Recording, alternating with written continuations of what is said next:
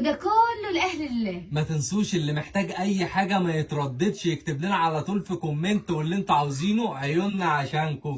ده كله طلع لاهل الله وليكم. كل سنه وانتوا طيبين. يا فرعون كبير صغير. الله واحد ملوش تاني. نعم يا اشطر كتكوت. كل سنه وانت طيب. مش هنجيبوا لحمه العيد ولا ايه؟ لحمة العيد؟ ايوه انت لسه هتفكر. يلا بينا.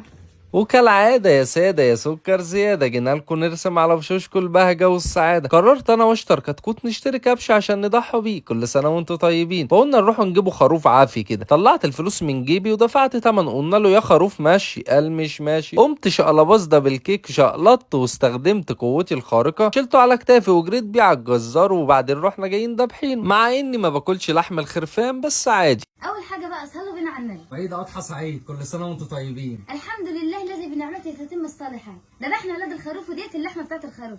شفت الجمال والحلاوه. اللهم صل على النبي. الحمد لله بفضل الله سبحانه وتعالى وتوفيق من ربنا مش شطاره مننا. احنا ما كناش حاطين امل ولا حساب اللي احنا نضحوا السنه دي. ما كانش معانا فلوس خالص وقلنا خلاص مش هنضحوا. مع ان دوت كنا نادرينه اللي احنا كل سنه نذبحه عشان في ناس بتستنانا وفي ناس بتستنى اللي احنا نراضيها. الحمد لله الحمد لله الحمد لله ربنا رضانا في اخر لحظه بشويه فلوس بشويه مصاري بشويه اموال بشويه نقود. واللي احنا رحنا ايه جبنا على قدنا ايه خروف صغير كده. الخروف دوت هنطلعه منه حته اللي احنا نطبخوها والباقي هنودوه فين يا اشطر كتكوت؟ للناس اللي هي مستنيانا عشان ديتنا في حال قليل منها كتير. وده نادر لازم يتوفى. المقتدر لازم اهم حاجه ان هو يذبح لان ده فدو عن نفسه عن عياله. المقتدر لازم يطلع لله ولازم يذبح في العيد. ده مش مجرد مظاهر وشكلات وخلاص. ده نادر لازم يتوفى. اهم حاجه اللي احنا نقدر ان احنا نطلعه ان شاء الله لو كميه بسيطه. الجوده بالموجوده زي ما قلنا القليل منه كتير لان دي حاجه نتعاملوا مع الله ورسوله.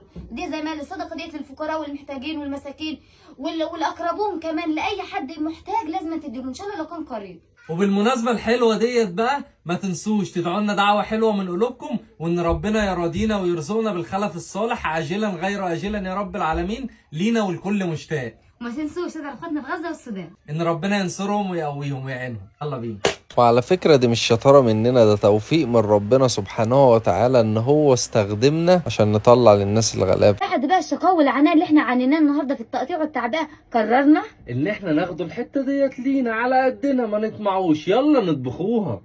وهوب ده بتكش على باظ وان شاء الله في قلب الحل. حتى بصوا الحركة دي.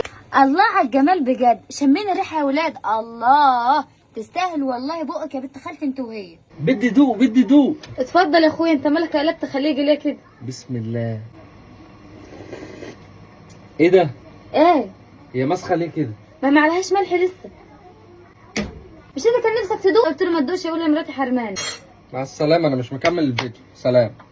ما كملش هو حر. انا هكمل بقى لوحدي ولما اللحمه دي تسيبها كلها لوحدي. كل سنه وانتم طيبين وعيد اضحى سعيد. سلام عليكم.